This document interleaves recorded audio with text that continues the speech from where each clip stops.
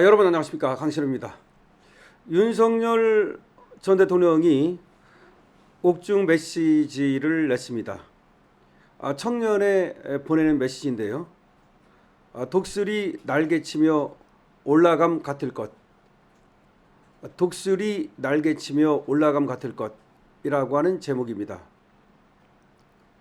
윤석열 전 대통령이 투표용지 부족 사태에 항의하고 있는 우리 청년들을 향해서 옥중 메시지를 전했습니다. 11일 윤 전 대통령 측 배희철 변호사는 SNS에 윤석열 대통령님의 6.11 접견 메시지를 전한다 라고 말하면서 윤 대통령의 얘기를 전했는데요. 윤 대통령님께서는 이 나라와 국민들, 특히 청년들을 위해 옥중에서 늘 기도하고 있다고 하시며 믿음의 형제들에게 두 개의 성경 구절을 전해주기 바란다고 말씀하셨다라고 전했습니다. 윤 전 대통령은 물이 바다를 덮음같이 주의 영광을 인정하는 것이 온 땅에 가득하리라 라는 말씀을 주셨고, 또 오직 주를 앙망하는 자는 새 힘을 얻으리니 독수리 날개치며 올라감 같을 것이요 다름박질하여도 지치지 아니하겠고 걸어가도 피곤치 아니하리로다 라는 성경 말씀을 주셨다 라고 배희철 변호사는 전했습니다. 배희철 변호사를 통해서 윤석열 전 대통령이 투표용지 부족 사태에 항의하고 있는 청년들을 향해서 옥중 메시지를 전한 건데요.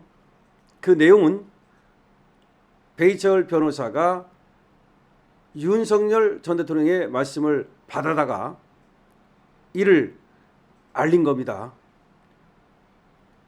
그 메시지 내용은 이 나라와 국민들, 특히 청년들을 위해 옥중에서 늘 기도하고 있습니다.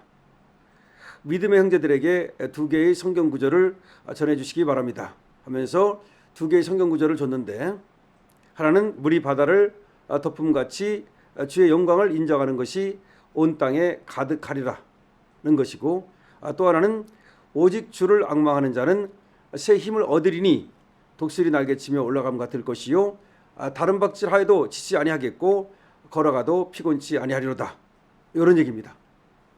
자, 다시 한 말씀을 드립니다마는 6월 11일자라고 하는 것이죠. 6월 11일자로 접견 중에 윤석열 대통령이 배희철 변호사를 통해서 지금 투표용지 부족 사태에 대해서 항의하고 있는, 특히 잠실 올궁에 모여서 그 문제에 대해서 항의하고 있는 청년들에게 메시지를 좀 전해달라라고 해서 배희철 변호사가 전하고 있다는 얘기입니다.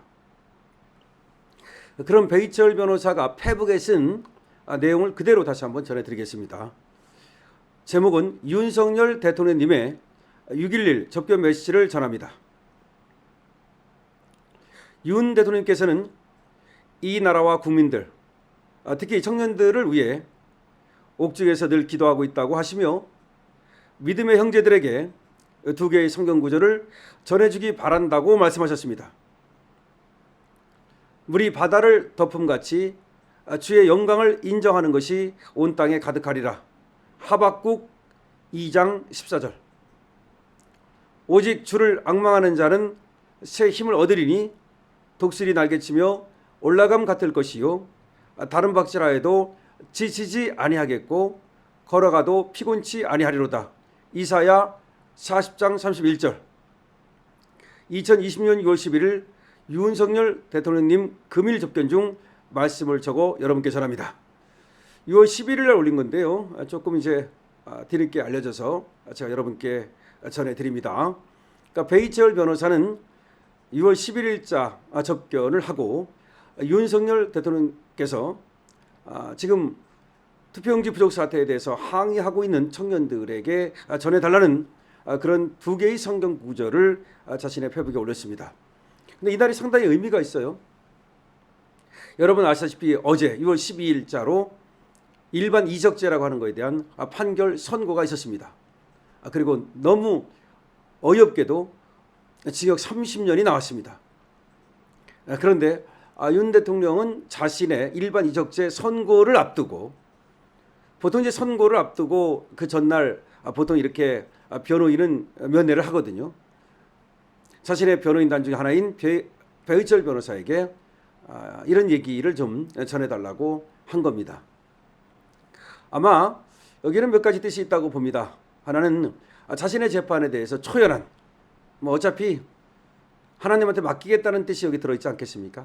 6월 12일 선고가 내일인데 오늘 이와 같은 말씀을 주셨다는 것은 자신에 대한 모든 문제는 이미 하나님께 맡겼다는 것이 될 것이고요.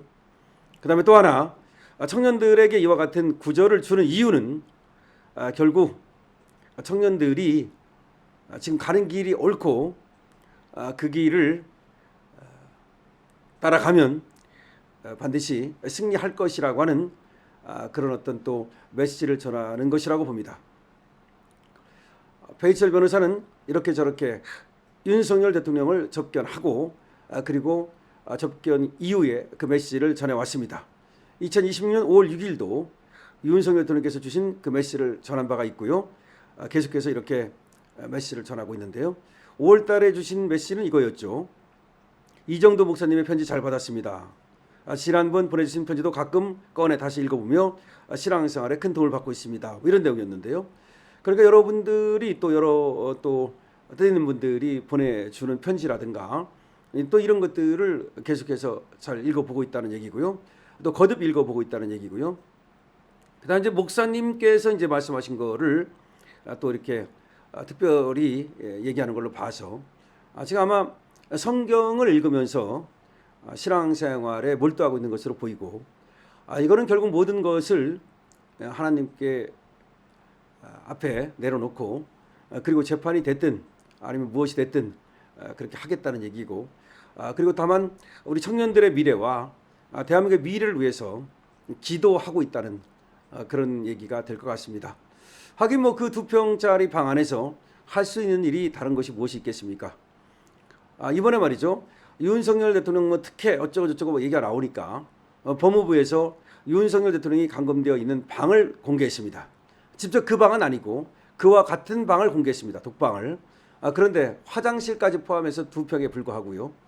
정말 누우면 남는 공간이 별로 없을 정도로, 그리고 뭐 상이라든지 책상이라든지 이런 것도 없어서 박스, 종이 박스 위에 플라스틱 판을 놓고서 밥을 먹어야 되는 그런 상황에 있고요.